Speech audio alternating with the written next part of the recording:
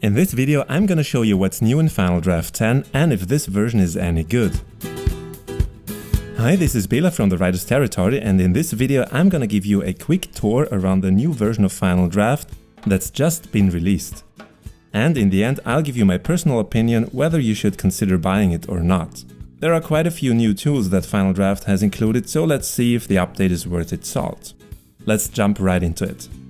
One of the first things you might recognize in version 10 is this strip at the top. It's called the story map. What it does is it shows you the page numbers of your script and the length of your scenes. You can change the page target if you go to Document, Change Target Script Length. If you hover over the story map, you see your scene headlines, and double-clicking brings you to the corresponding scene.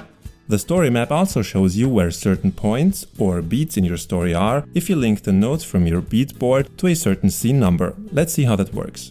Click on the beat board icon in the toolbar. The beat board is basically something like a cork board of some sort, just without the cork. It's an area where you can put down your notes in whatever order you like. Double-click to add a new note, or beat in that case. You can enter a headline, and the tab key brings you to the beat body. You can also give that beat a color if you like. Now if you drag that beat up top into the story map and release it there, it will get linked to that page number. This is especially useful when you know you want to hit that beat at a certain time in your screenplay. You see the page number displayed in the top right corner of that beat. You can also add structure points if you right-click in the beat board area and choose New Structure Point. For example, when you want to see where your act breaks are. The structure points are shown in your story map as little squares with a vertical line underneath. What else is new in Final Draft 10? You can collaborate with another writer in real time, which is great if you need to work on the same script and you don't want to swap versions back and forth constantly. Click on the collaboration button in the toolbar and choose whether you want to host or join a session, and enter your name and choose the script you want to work on. If you host a session, Final Draft gives you a session number that you can pass on to your writing partner to join your session, or vice versa. Another thing that's new is alternate dialogue. If you're in the dialogue element of your screenplay, you see a little plus sign appear at the right side. Click that and you can enter another line of dialogue instead of the one that is already there. This is great for trying different versions and see which one works best. Final Draft shows you how many versions you have on the left side, and if you click on that number, you can choose the one you want to use from a list. Or you can use the arrows to go back and forth. Another thing that's new in Final Draft 10 is the way you can number scenes. You can choose the scheme that you like best from the Scene Numbers dialog if you go to Production, Scene Numbers. So, is the new version any good? Good question. Let's put it like this. I like that they added a bunch of new features that help you with developing your outline and your script. I always thought that was one of Final Draft's weaknesses in the past. I like the story map up top. That's something that is very useful to keep a very basic overview of your story and to see certain beats or structure points. However, the other additions are more or less just a version of Final Draft, putting stuff from other software packages into their own software.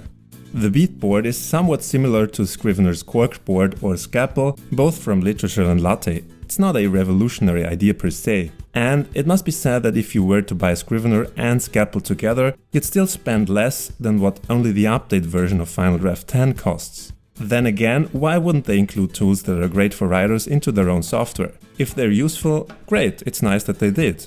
I guess it all comes down to what it always comes down to when talking about Final Draft. If you've been using it already and you don't want to switch, I'd say the upgrade is worth it because it gives you very useful new features. And Final Draft can handle all the production stuff like revisions, page and scene numbers and all that. A lot of cheaper software packages cannot do that. So if you're going through a movie production, Final Draft might be the perfect choice for you. However, if you don't need all the production tools and you're just looking for a software that does the formatting for you and maybe has some tools for outlining and development, there are some cheaper and maybe even better alternatives out there that also can export to Final Draft format. So I hope I could give you a basic overview of Final Draft 10 and help you with the decision making if you're on the fence about whether you should buy it or not. If you like this video and you're here for the first time, please subscribe to my channel. I want to help you find the perfect writing software for you and help you with problems and questions you might have about the software you already own, so you can go back to your writing as quickly as possible and spread the important stories and messages you want to share with others and hopefully enrich other people's lives. If you want to get in contact with me, the links are down below. Just drop me a message and I'll respond as quickly as I can. Have fun writing, everybody. See you. Bye.